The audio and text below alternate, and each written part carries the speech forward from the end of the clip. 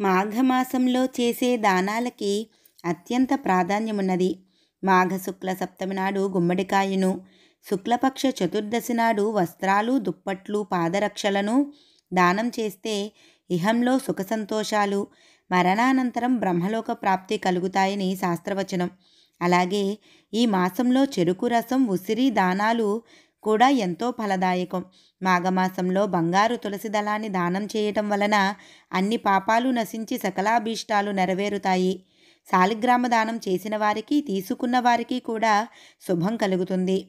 ఈ మాసంలో చేసే అన్నదానం వలన సకల పుణ్యాలు లభిస్తాయి.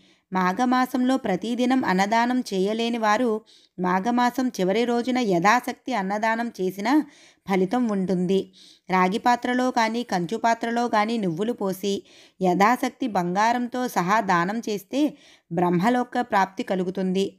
నువ్వులు, సువర్ణం కలిపి దానం చేస్తే ఎటువంటి పాపాలైనా నశిస్తాయి. ముఖ్యంగా త్రివిధ పాపాలు తొలగిపోతాయి.